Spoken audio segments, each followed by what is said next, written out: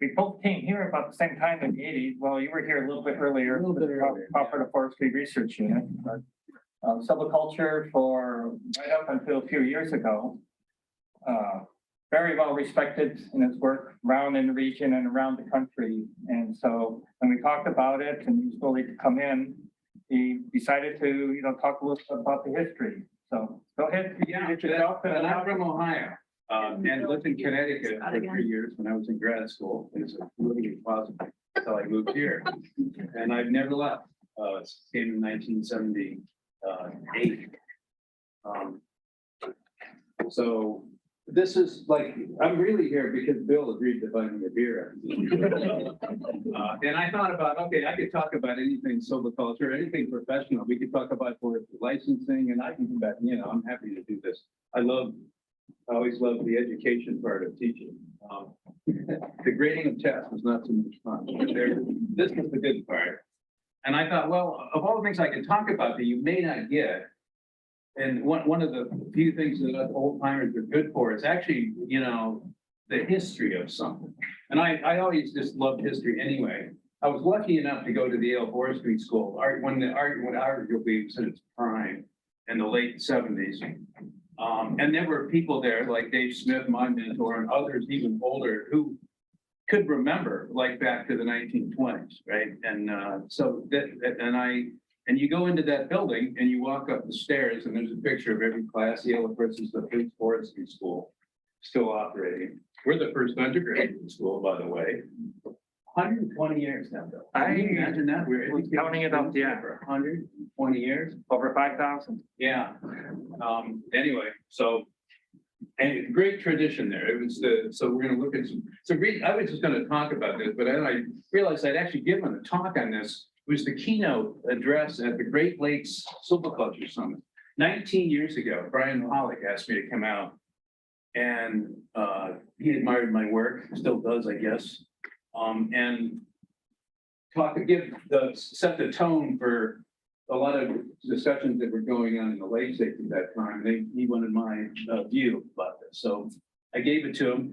It actually, there is a proceedings. You can read all about this if you want to. I reread this. It's like the things you write and then you never read again, right? I mean, you may not appreciate that, but I mean, we do a lot of this. I reread this. It's like, wow, I used to be able to really write well. This is good, all kinds of good nuggets. So if you want to read this, go to my ResearchGate page. It's easy to find, and this was there.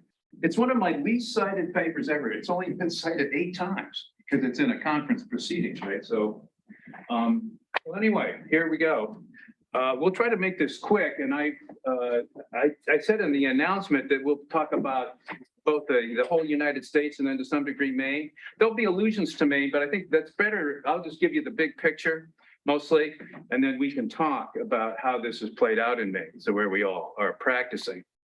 So I've divided forestry up into, I think, what, 1, 2, 3, 4 periods. So silviculture, of course, is arguably the core discipline of forestry, right? It's where a lot of things come together. And we have to go back to when did forestry start in the United States? Well, about around 1900, a little bit before that, actually 1890s, there were movements. Carl Schenck, you may know of Schenck. He wrote an autobiography. He was really the first forestry school.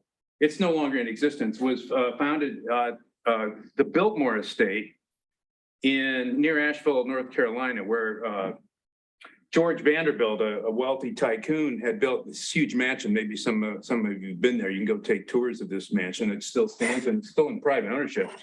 And he bought up what became the Pisgah National Forest. But before that went to the National Forest, he was actually trying to create a commercial forestry enterprise, and he imported Schenck from Germany, who was just a practicing forester primarily with advanced education, had studied with, what's his name, the famous German forester that educated everybody. And he would, you can go see, he has the whole school that he has, and the buildings that made up that school have been restored, and you can go visit these, and it's quite the event if you go see there.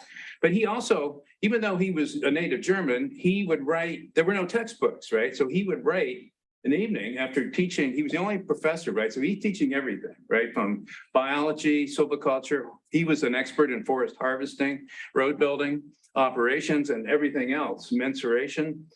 And he would write books, right? And this is an excellent little text. It's The Art of the Second Growth, or American Silviculture, right? In other words, how to treat the most of the forests of the United States that the foresters were being faced with. Of course, there were no foresters, right? This is why he founded this school. It didn't last because because Vanderbilt went bankrupt or lost all of his money and couldn't. It was somewhat of a trust fund enterprise and was not self-sustaining. Meanwhile, we had the Yale School started, which was founded by, of course, Gifford Pinchot, our founding father of forestry in the United States. Another wealthy trust funder from his father, mostly. It was his father's money that founded the school. Pinchot studied in Europe and come back and decided, well, he was, I think, appointed to a government position beginning the national forest system, and realized, well, we can't manage these national forests unless we have some foresters. So they started the school at Yale, which he was an alumnus of as an undergraduate. But his forestry training was in Europe. And then subsequently, Ralph Hawley, who was Dave Smith's predecessor at Yale, who was in the class of 1904, the fourth class of the Yale Forestry School, just with a Master of Forestry degree, never had a PhD. He taught silviculture beginning about 1910, and then did that until he retired, I think, in the late 1940s when Smith took over. And then Smith went right to 1990. So there were two people teaching this for 80 years. And then Mark Ashton replaced Dave. Mark is still there. So we've had three individuals on the Yale faculty teaching this. I, of course, was a student there of Dave's, both as a Master of Forestry and a PhD student. And it was a great privilege. And you'll see some of the characters that were involved. So this was in the era, what I call the custodial era of American forestry, when what were the two concerns? It was mostly the first concern was basically forest protection. That was what started forestry. And it was mostly fire protection. And theft, trespass, grazing, all kinds of issues were, threatening forests, public and private. So these early foresters were mostly just concerned with, getting the forests from being further exploited than they were. And then there was really no silviculture. There was just uncontrolled exploitative logging going on everywhere, still on the public domain in many places and on private lands elsewhere. And Hawley, is an interesting discussion, and I talk about it in the article. I almost wish we had gone with Schenk's approach to silviculture, but because that died out and Hawley and Yale had all the money and the students, that's the one that prevailed. And, it was a very simple approach. If you look at the forestry, the way it was studied by Pinchot and in Germany, and you can do that by looking at this Silvicultural Systems book, first published in 1928. It's our best English entree into that, redone by Matthews. And then this article of Steve Spur in 1956, I guess it was, he translated all this stuff. The Germans have all these elaborate systems, right? And the Famelschlag that I applied out on the Penobscot Forest is an example of how we've imported one of them recently. But that, Hawley realized he had one concern, these early foresters, and that was what? It was to try to get some kind of regeneration after the exploitative logging. Things like thinning, managing growing stock, all these things that we now are mainstream silviculture, were just pie in the sky. In fact, Steve Spur, this is an interesting read.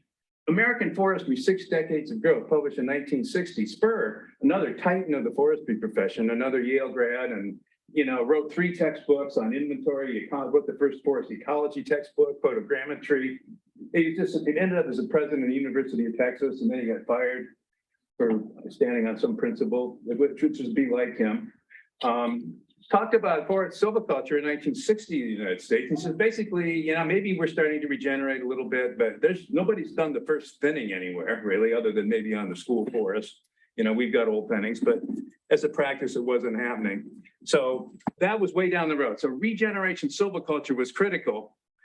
And the first chapter, the first this is how we got the structure that still is with us of the 5 regeneration methods in silviculture.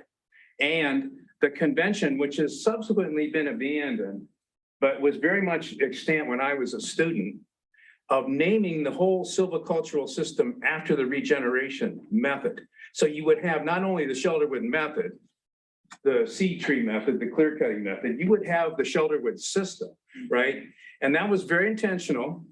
Now, of course, what we do, the silvicultural system is really named after the age structure, the stand, even age systems, multi-age systems, 2-age, whatever, and then followed by a regeneration method, and then followed by other things like your thinning schedules and da-da-da. But not then. I mean, it was intentionally as simple as he could make it, because he was trying to get something that everybody could do and it would be practical and to understand, even though these were bright people at Yale. I mean, it was, so that's where this came from. I know that for sure. There's another, I think I gave it to Laura, but I had, Dave Smith was interviewed the year he's retired. It's a wonderful, I mean, geez, that thing's like 100 pages long. I mean, it's an amazing interview.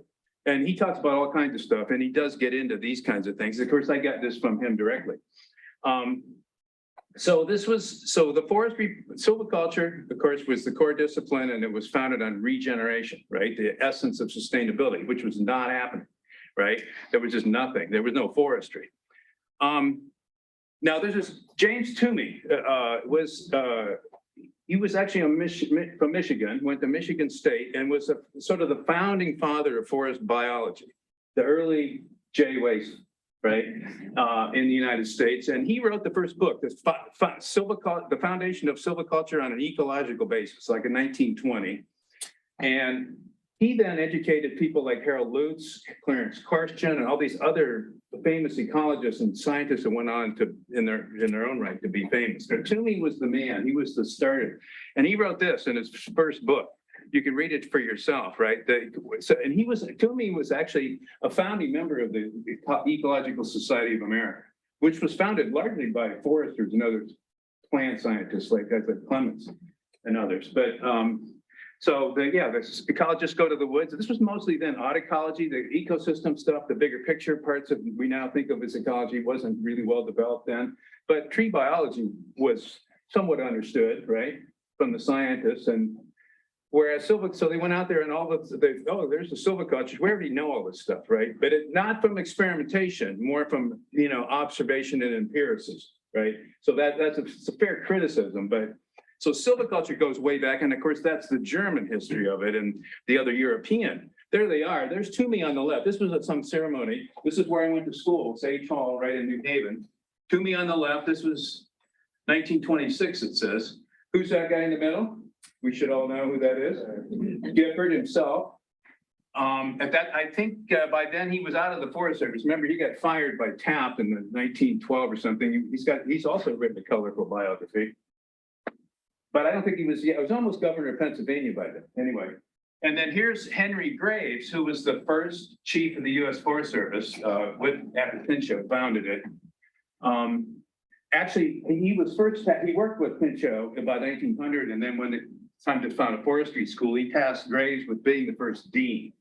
And so he went there for 10 years, from 1900 to 1910, and then went back when Pinchot was graduate upwards. He went to the Forest Service. Graves did, and Toomey took over as not only this founding professor, but also the dean of the school, and pretty much until he died in the 1930s.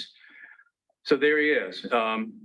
Now, early forest science in the United States,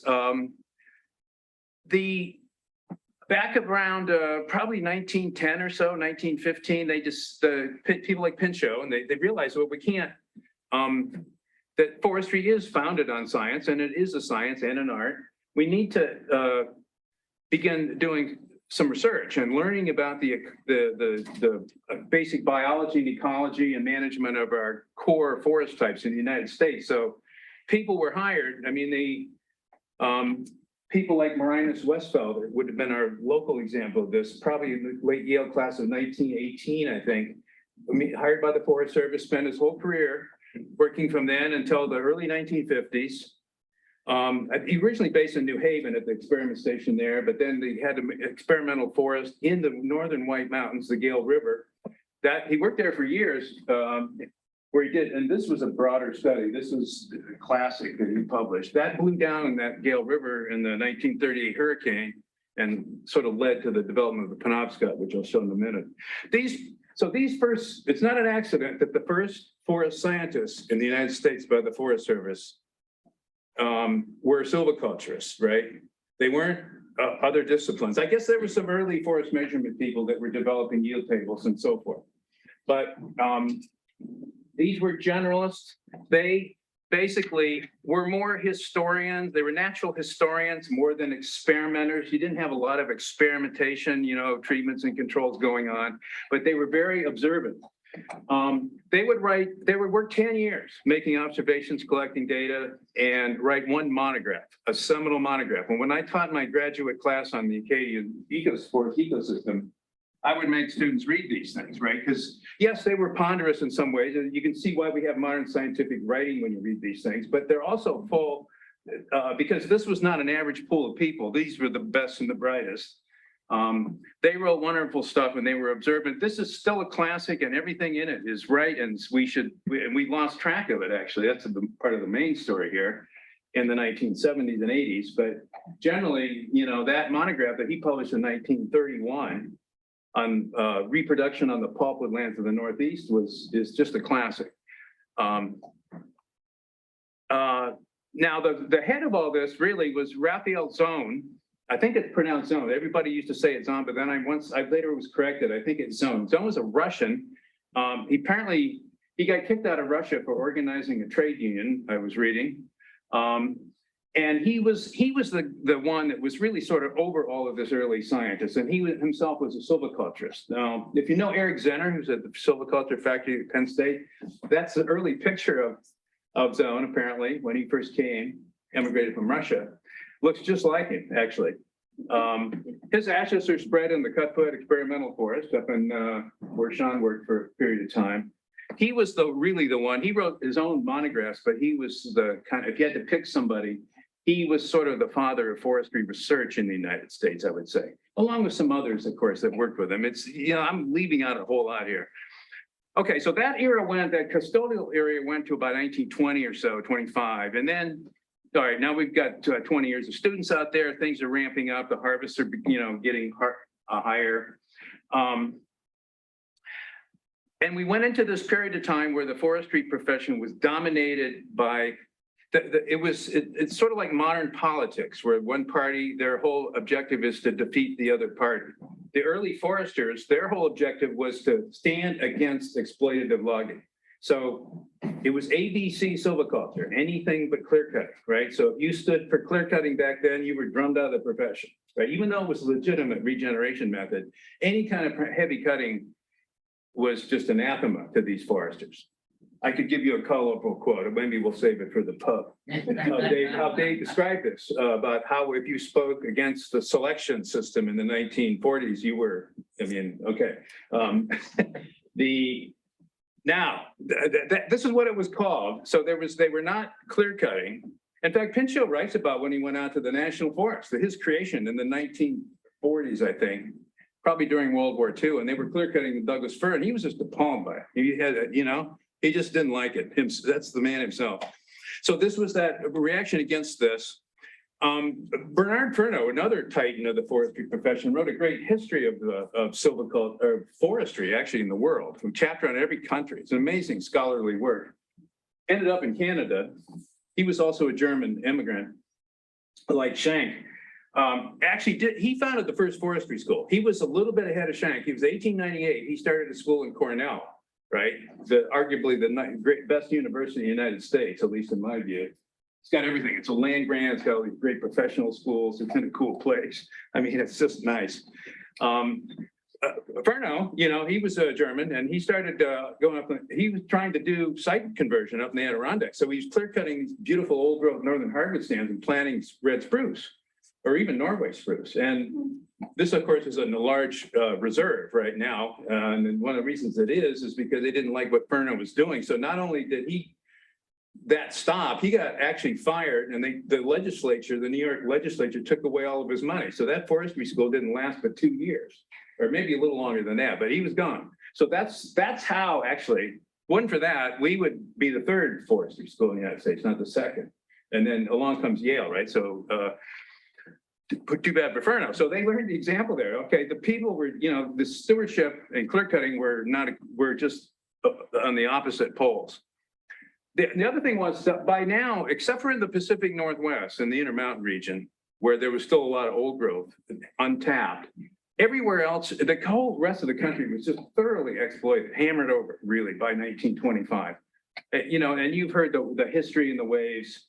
So these foresters were dealing with this depleted forest, where it was essentially the dregs of the old growth that nobody cut, or maybe pockets of stuff that they couldn't get to. But in general, this was a hard go. The Eastern National Forests, of course, were all cut over and then bought back under the Weeks Act. So those foresters, most of what they did, they didn't have any. We had whole careers of foresters who started working in 1915, 1920. Never had a single timber sale. All they did was planted trees, painted boundaries, did all kinds of stuff, put out fires. It was 40 or 50 years later before the wood grew back where they actually harvest anything. However, now this is also the time when forestry begins. It's the only time in the world, and maybe subsequently in tropical forests, but it was certainly the first time in the world where forest management was being applied to wild primary virgin forests, right? That not once where silviculture was seen as a rehabilitation stewarding process. It came to be seen, at least by some opponents, as not something we should be doing to old growth, right? And this comes much later, but so just keep that in part. So we have two kind of, the selective cutting area. Another legacy of this period was beginning in the 1930s, I guess. The PDF came a little later. Along with this cadre of scientists who were out there, we started having the Forest Service created experimental forests in all the important regions. There were, Laura, how many at the peak? Over 100, right? Probably experimental forests. Laura's documented this. Penobscot is is the follow-on of the Gale River, which was in New Hampshire, created in the late 40s by landowners. You probably heard that story. And these were in every region and began mostly trials. These were large-scale trials. Remember, this is still in the selective cutting era, right? Of different levels of management. You had these, at least in the Northeastern station, the North Central, they had these trials of good, bad, a high level of practice, right? Exploitative clear cutting. Those practices are still out there and they've been followed for, 70 years now. And they were almost, except for the shelter woods, which are one of the treatments out there, they're pretty much all at least some kind of multi-aged or exploitative treatments. There were no real clear cuts until they put those burn plots in the 1960s. So another thing that happened is that Hawley, finally, as I mentioned, retired. Dave Smith, Dave Smith was actually, although he worked with Hawley, was a student of Lutz. And who did all kinds of famous ecological work, including pine barrens, worked a lot in Alaska, other places. Hawley was a sort of a didactic empiricist, believed in practical stuff. And if you read his books, they're very, matter of fact, marching orders. I wouldn't say cookbooky. Dave was much more, with his training for Lutz, was much more of the science. And he basically found that he learned two lessons. The lessons were, well, Hawley believed that if you forestry in the United States, unless it pays, it will not exist. Lutz's argument was, if it's not scientific, it will not exist either. So Dave tried to thread the needle beginning in this edition of it was the 54 edition. He mostly rewrote it. Of course, when this happens, the elder Hawley lived till the early 1960s. So that's another thing. Later in the 50s, the late tail end of this career, these early people were writing these monographs. There's Westfeldt's crowning achievement in the Journal of Forestry in 1953. Ecology and Management of the Silviculture of the Forest, Spruce Fir Forest, right? A synthesis paper of his whole career. I just actually wrote a book chapter on this that I kind of see as that in a book that Tony D'Amato and Brian Palik are assembling on ecological silviculture in the world, actually. And I wrote a chapter for this region. And this is a chance to kind of pull together your whole career worth of work. Here in Zilgit, this classic paper of what they learned in the Lake States. I mean, you could just go around the country.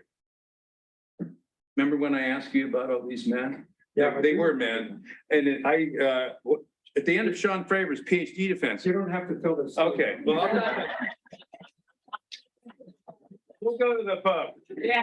Embarrassment, Dr. Fravor, I can do it. And he was crawling under the table. All right, so this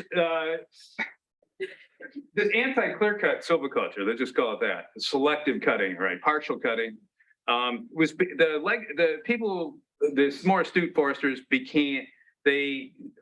realized that these were being misapplied, right? While it was a doctrine, really, it really wasn't doing what silviculture should do. It was more excuse to high grade. And because markets were poor, there were no real, you couldn't really, one of the tenets, of course, of multi-age silviculture is you have to tend or manage through all the diameter classes. You can't just cut big trees, right? That's high grade. So that's, unfortunately, a lot of that's what was going on. If you don't believe me, read this.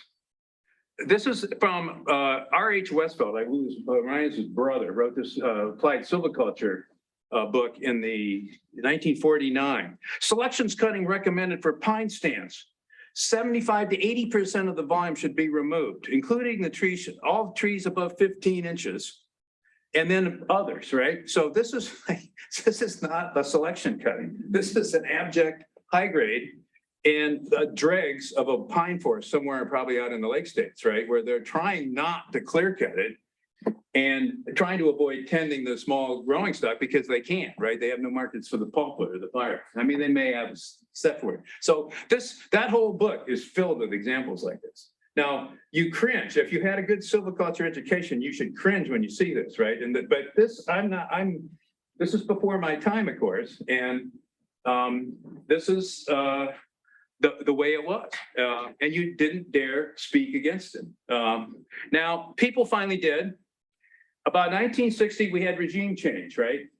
Now that's Mount St. Helens, right? It was maybe not that dramatic, but this really hit the profession, and it was mostly driven by the Forest Service. The Forest Service then was way more influential than it is now, arguably over the force of the conduct and the science of silviculture in the United States. Most of the silvicultural scientists were still working for the Forest Service.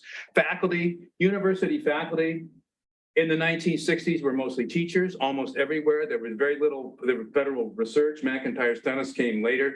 So most everybody was teaching, right? So this was the Forest Service, and partly rightly so, decided that this whole era of selective cutting needs to end, and they started they ordained, really, this came down from on high from the Washington office, that even age silviculture was to be applied everywhere, even in hindsight where we now know it wasn't appropriate, like here, mostly. Not that it doesn't work. You can make stands grow under, any forest will grow under even age methods. It just isn't probably arguably the best way, or certainly the most ecologically based way to manage some of these things. Other places, yes, right? Douglas fir, lodgepole pine. So these are the reasons that we already gone over it. And there was this, and I went to school a little bit later, the so-called agricultural paradigm of forestry was just absolutely dominant. Big science, right? Agronomy was, the Green Revolution of what's his name? Borlaug, right? No, Borlaug, the Nobel Prize winner, Minnesotan. Filtered over into forestry. Tree breeding was starting then, this is 1950, all this big science stuff, vegetation management with herbicide, all of this, huge developments. And so everything starts to scale up, scientists are hired. The Forest Service even puts out, here's landowner propaganda. I mean, you could call it propaganda. This was an extension thing that the Forest Service put out. A dynamic forest practice. You need to get on the board here. If you're not practicing even age management. And of course, it's a southern pine plantation, sure. But there are other forms. This didn't take too long before people started to get in trouble. The Forest Service led the way. You've probably heard it. There are major controversies that this is a little bit, this one was before me by about 10 years, but the legacy of it still out there. They had problems regenerating ponderosa pine on south slopes mostly. So they just, why not? They did some ecological work. We'll make terraces, right? And so that the water won't all run off and there'll be microsites for those planted seedlings to survive. And actually, you know, that worked great, but the people did not like this, right? To have their national forest all terraced, like it was some other, you know, agricultural place, right? Done with bulldozers. So there's a case where the big science, we're the single-minded thing we got to get trees to grow. We got to make sure we have regeneration. There's nothing wrong with that, right? That's the foundation of silviculture. And there was the Monongahela clear-cutting controversy. I could go on and on. People were already beginning to resist this, right? Because they, you know, the older ones, of course, remember, well, weren't you foresters arguing against this 25, 30 years ago? What's changed? Well, we knew what changed, but there was no good messaging about why it changed mostly. So people didn't buy in. The other thing that started to happen was that the Forest Service started cranking out these silvicultural handbooks. Right? There's the classic Central Hardwood one, Roach and Gingrich. Dave Marquis, a great scientist of the Allegheny for the Forest Service out in Warren. We have our spruce fir version. There's a Northern Hardwood version. They're all over the Eastern US. And they're they're even age and they're very cookbook. You'd have if you look at these, you'll have a dichotomous key where you'll eventually key out a cookbook prescription based on a bunch of basal areas and your other goals, right? And essentially, this is a bit overstated, but you would end up do we want to manage even age? You would end up with a clear cut of some kind and either natural or artificial regeneration, or you'd be single tree selection, right? Nothing in the middle, right? That was not even thought of then, even though it was on all the books, it just wasn't taught as we. So people started to get into these polarized camps. You had some of these old foresters like Leon Minkler and others that were, oh, you know, we never should have gone onto this bandwagon. Others was like, well, you need to catch up. This is science, right? This is what's telling us to do. Dave wrote an article in 1972 that basically talked about that most of the sensible options for silviculture lie between those two polar extremes. This is a message. You can read this for yourself later. The present the history of silviculture is long enough to reveal there's been too much tendency for methods to vacillate between the extremes. This is 1972, right? And of course, we weren't done with this. Now, we're in the 1970s, right in the middle of this. I go to forestry school down at Ohio State and then to Yale. And that's what we were taught. That's all it was, right? And it was just this sort of, you know, we were looking for the cookbook. I remember as an undergraduate. And every forest, you go into these, of course, I didn't know much, right? I go into these forests and I was just completely bewildered by, you know, this is in Ohio, 20 species, all these hack tree stands. It's like, we need to clear cut this, right? And plant something or regenerate it, get a nice orderly forest back here. That's what I was taught. And I actually came to believe it myself. And it was this doctrine that what's good for timber, was good for multiple use. That was we're now, and this is the era that's started, that I've called it, right? And it also becomes equated, and some of this is a self-inflicted wound by the profession, equating silviculture with production forestry. Now, I was never taught that, even by Dave Smith in the 1970s. He never saw it that way.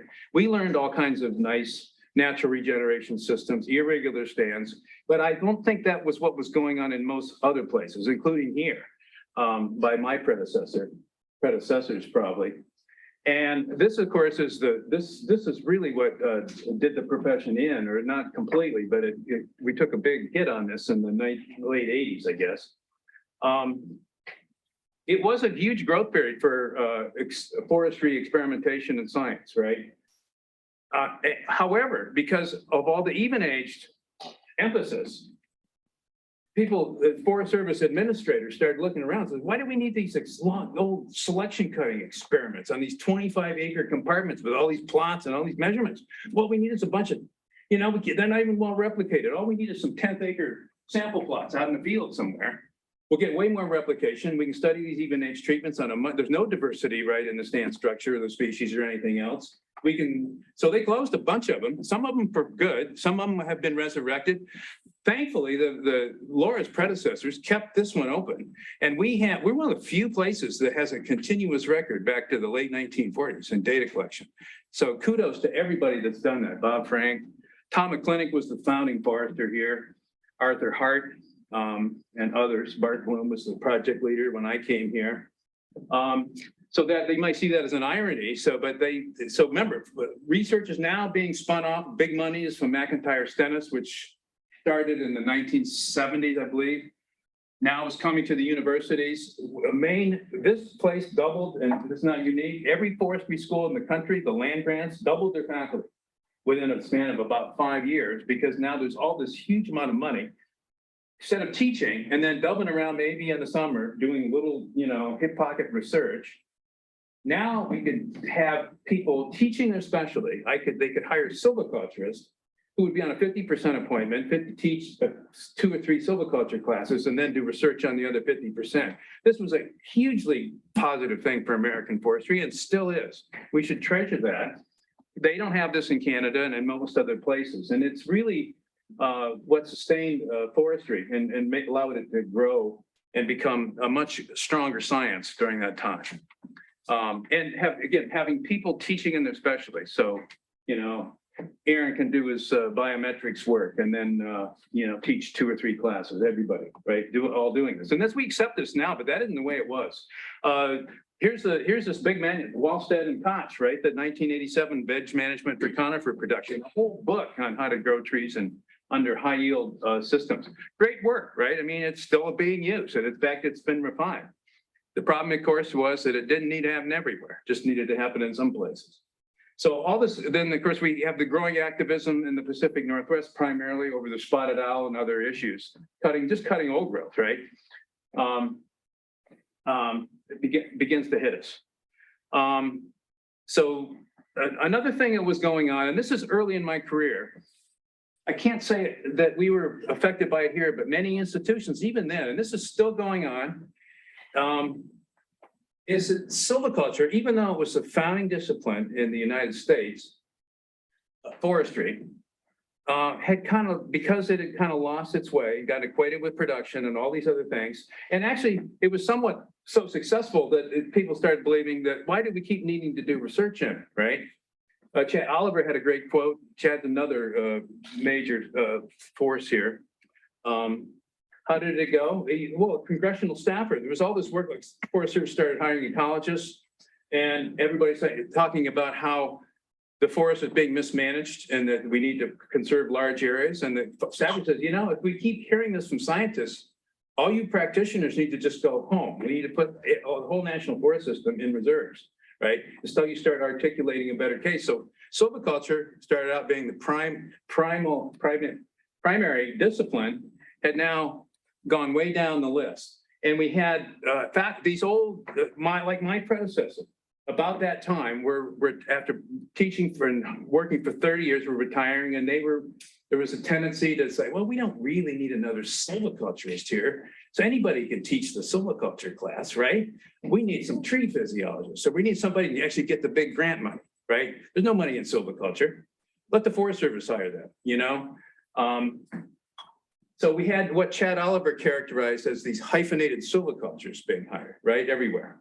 And so that was for silviculture in Maine, in academia in the United States, was probably in the peak in the late 70s, early 80s. And then there are many fewer programs now that have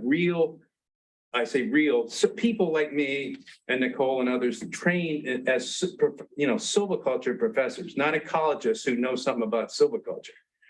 This is you know exactly what I'm talking about. I'm not trying to disparage ecology. And Sean knows way more about silviculture than most ecologists, so he's great, actually. I always love working with him. So this is a real phenomenon, still out there, right? And it's maybe even getting worse, right? It's kind of a downward spiral.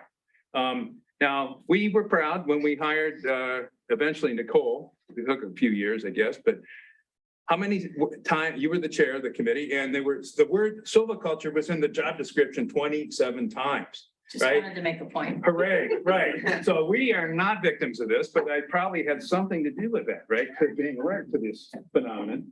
So not anyone can teach, read the damn book and go through the lectures. Like I could teach anything, right? But I could only teach silviculture well, right? Because I studied it, I know the nuance, I know the history of it, right? That's all what you learn when you specialize in academia. We wrote papers at the end of this period. Oliver had assembled this big effort to try to, rejuvenate the importance of silviculture in American forestry. I led the one on the Northeast. Pete Hannock, Jim Grace, and Dave Marquis and I wrote about the Northeast, late 80s. We reflected back 30 years and looked ahead. And that's, of course, the 30 years we reflected to is now past. It's interesting to read this. Tony D'Amato actually updated this, did another 30 years. So anyway, you can read these. So this is all in the Journal of Forestry mostly, if you're interested in this. So that was that multiple use era, right? That ended almost as abruptly, although I've often, there's, if you look at American forestry, I argue that there's been too much dominance of the Pacific Northwest and their self-inflicted issues on the rest of the continent, or country at least. And actually the same is true in Canada. BC dominates Canada, right? And that's just unique to their problems are their problems, but because there was so many people there and it's such a wealthy region, timber wise and just the economy, it was dominant. So the spotted owl, all these things, the foresters national forests shut down harvest to put all these, create these late successional reserves. Meanwhile, the rest of the country is managing away, not at the same levels as they were in the 1980s. The 1980s were the Forest Service did, there was the Willamette, arguably the jewel in the whole system, which is out east of Corvallis there in the slope of the Cascades. The forest supervisor allegedly had a sign, I heard this from one of the staff, $1 billion or bust, right? One year they cut 970 million board feet of timber in 1 year. Now that's 5 times the annual harvest of Maine, probably, and probably 20 times what they're now cutting. And it's like, next year's gonna be $1 billion. Now we're a bunch of slackers, right? We gotta hit $1 billion, right? And so that was the attitude, right? And guess what? The people, it's like, it was a militaristic approach to forest management where they didn't listen to the people who own these forests. And that's a whole other talk. But unfortunately, the silviculture was a casualty of this. So now we're in the ecological forestry era, or I'm going to call it the balanced forestry era, because it's the era that I've had a lot of impact on, and it's along with my colleague and good friend Mac Hunter, and this triad idea that there isn't any right kind of forestry. Production forestry has its place; it just doesn't need to overrun the landscape, right? That was the problem of it. It wasn't, and also we need ecological reserves, wild places, right? As scientific benchmarks and all kinds of other things. So Mac, our very own Mac Hunter, just retired the same year as me, or the year after, I guess. In 1990, wrote arguably one of the most influential books in forestry. He isn't even a forester, right? He's a wildlife ecologist, conservation biologist, but this was the first book on conservation biology. It doesn't really say that, but it does mention biological diversity, and they now abbreviated biodiversity, where he wrote these very accessible little chapters on age structure, species composition, all the things that we should be paying attention to when we're managing forests, manipulating them for values other than commodity production, timber, right? And this was widely adopted. It's in the second edition now. And had a big impact. Things could have gone otherwise. If the first conservation biology book in forestry was written by somebody like Reed Noss, or one of the really strident, preservation-minded ecologists, it would have been dead in the water to foresters. They would have just tuned it right out because Mac was Mac, and he understood forestry and was really good at explaining it. That book was adopted. Chad Oliver and Bruce Larson. The other thing that happened was that natural disturbances and disturbance ecology starts becoming a mainstream ecological discipline science. Oliver is a silviculturist, another Smith student. Bruce Larson also wrote this forest land dynamics book. which made the link between natural disturbance patterns and silvicultural systems, regeneration methods. That was the first, that book's longer than it needs to be, but it was a seminal work in that sense. So it gave even-aged and all kinds of silviculture actually a much stronger foundation than it had, especially even-aged, because Oliver pointed out, unlike ecologists and the Clemency idea, everything goes to climax successional stage.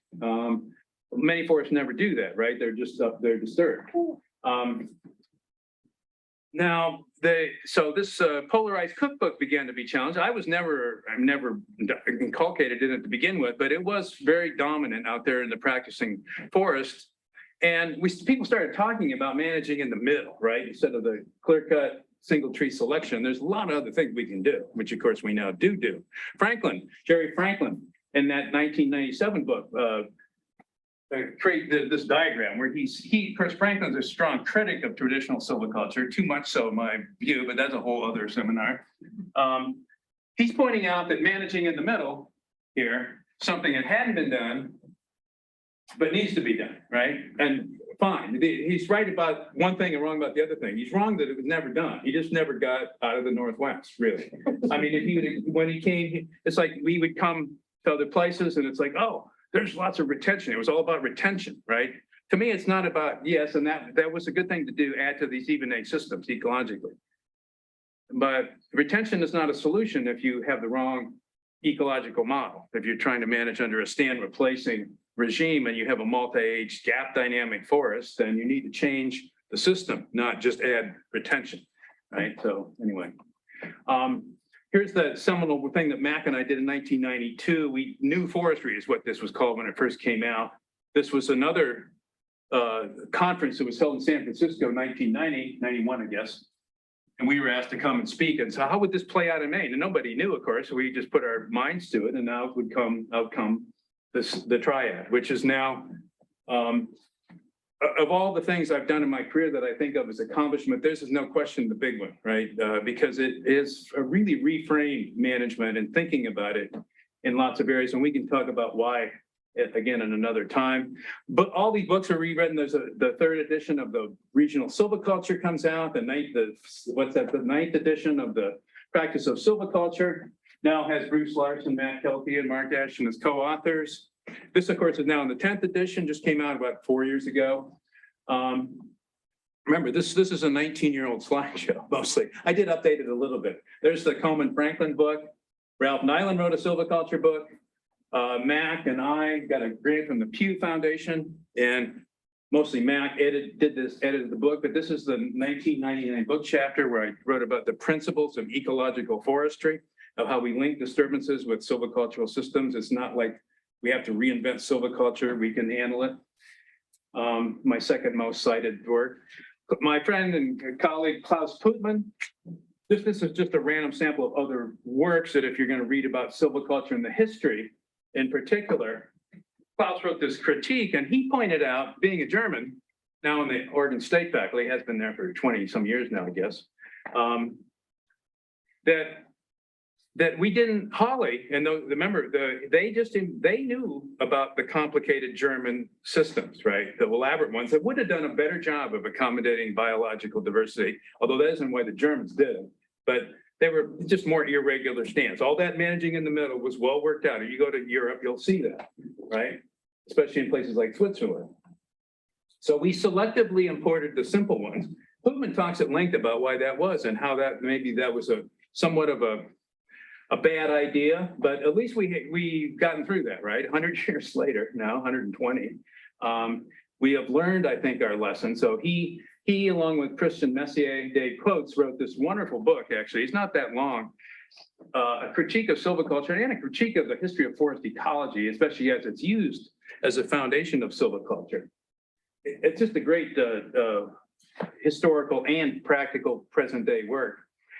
From that, I mean, as you know, if you've been out in the PEF with me, and 26 years ago now, we took one of these systems when we were challenged to devise an ecologically based silvicultural system based on disturbance dynamics. Back then we had a rudimentary knowledge about, 1% turnover, gaps, large legacy trees and so forth. We I've gone to Germany and I saw these famous log systems, which translates roughly as irregular shelter wood, partial cutting kind of thing.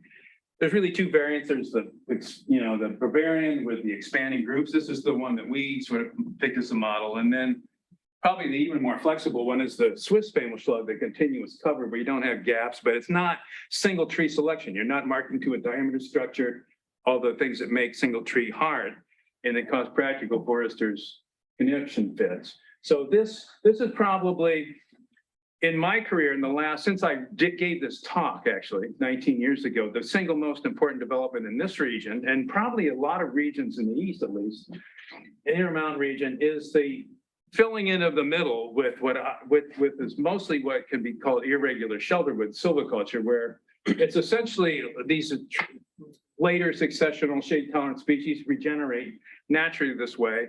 And then the irregular part is just the stand structure that's being maintained during that regeneration period, and there's no real fixed rotations, right? It's just more accommodating, yet still practical, right? You know, it's not the logging costs can be minimized if you.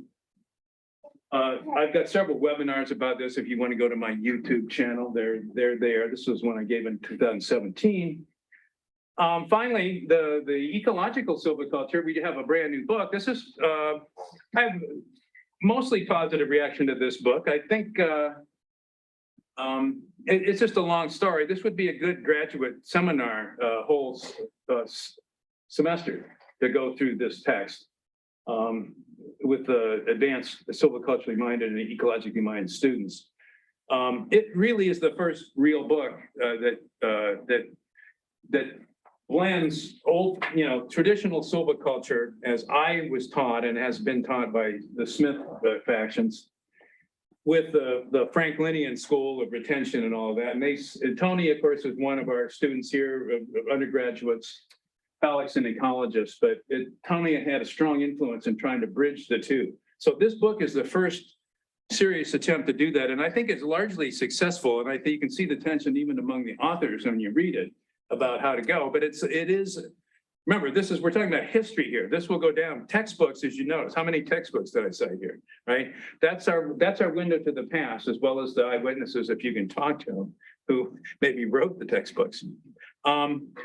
One recent development, I've been involved, as was Laura, a bit on radically changing the management of all the crown lands, 1 million hectares in Nova Scotia, from a very even age paradigm that the people were getting fed up with, which is not ecologically based, to a much more ecologically based one, based on a review panel that Mac and I served on. It's a long story, but basically there's a 200-page book now, a manual really, and it is sort of cookbooky, which I resist a little bit, but I think because everything was so new, we had to outline for all the forest types in Nova Scotia. This is a real comprehensive treatise where they have excellent ecological classification. They're way better than anything we have here. For all of those like 8 major forest groups, for all the different conditions you would encounter, how to manage those ecologically and still not go broke, right? Still harvest some wood. So it's a balance. It's not perfect emulation by any means, but it's no longer just clear cut and plant, like very even aged. In an Acadian forest that typically is naturally multi-age and has 20 species, right? They're trying to grow one. And they're mostly, not entirely, variants of irregular shelterwood, the group and the continuous cover. The retention levels vary. I mean, it's just a long story, but this is, I think, I count this as a career accomplishment. And things finally have, I think, we're talking about the pendulum. This to me is the pendulum landing back more in the middle and maybe staying there for a while. Let's hope so. If the whole idea of the triad was that everybody could see their type of forestry in there somewhere. And when we first came out with this, Mac and I always said, everybody loves 2/3 of the triad. It's just not the same 2/3. Industry, I mean, they would beat on me. When it started early in the 90s, Fred Knight, who was the director then, would get all these calls. It's like, oh, when are you going to shut this Seymour up, right? He's talking about these set-asides, these reserves, right? And then Mac would get the same. Oh, Mac, you're promoting plantation forestry and herbicide spraying. And because that's the production leg of the triad, right? That's what buys you the reserves. If you're going to start managing in the matrix forest, a little more linearly, you got to make up, by then, even at that time, we were going to run out of timber. We had to do something. So the idea was to ratchet up production forestry and buy a reserve system. That's actually happened, right?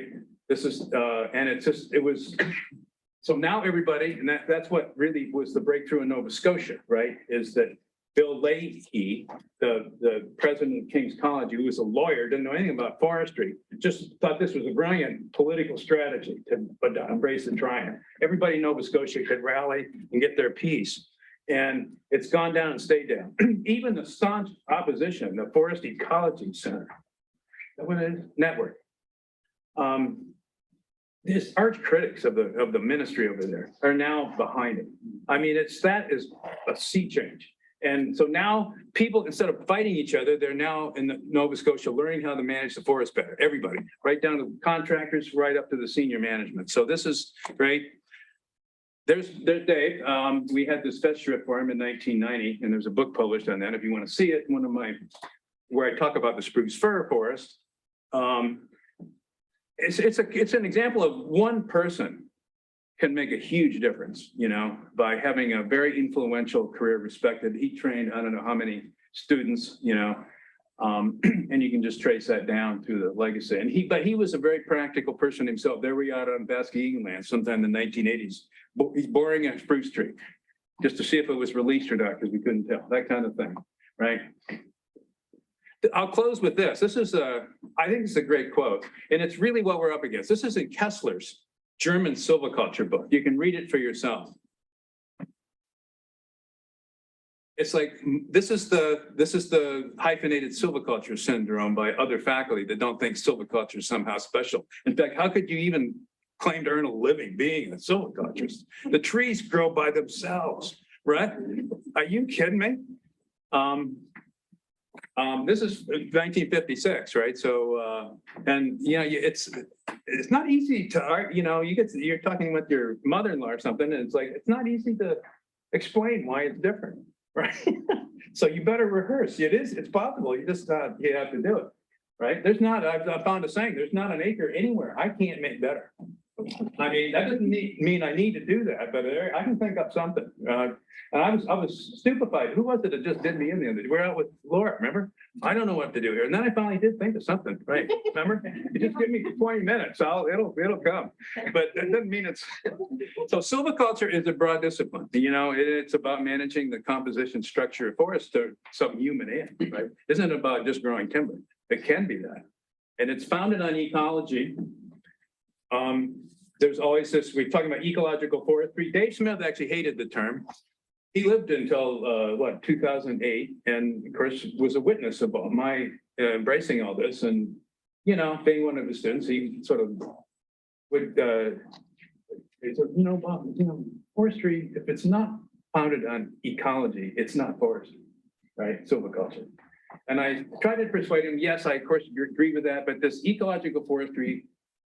The thing that is new about it is what? It's founded on the science of the natural dynamics of the forest, which did not exist in Toomey's era, or even in most of Dave's career. It's the Sean Fravers of the world, giving us the information from the remaining few natural forests that are out there in many regions like here, of what the forest, how it functioned naturally, right? And you don't need to emulate that, but you cannot not be informed by that and to be responsible steward. So that's ecological forestry, right?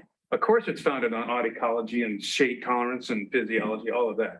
But it's all the disturbance dynamics is what makes ecological forestry new. And that's the whole gist of that Palik D'Amato textbook, is they have 4 archetype disturbance regimes that probably are oversimplifying the world, but I mean, it's a real breakthrough. And then how to pattern your treatments after that.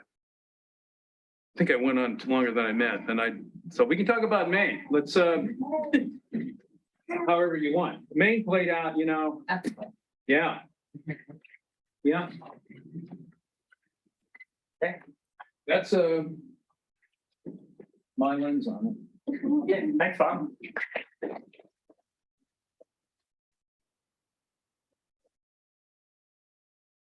really informal time. So I know it's just after 5 o'clock. If people need to get up and go do something else, by all means, you're welcome to. And those who can stay and talk a little bit longer will do so.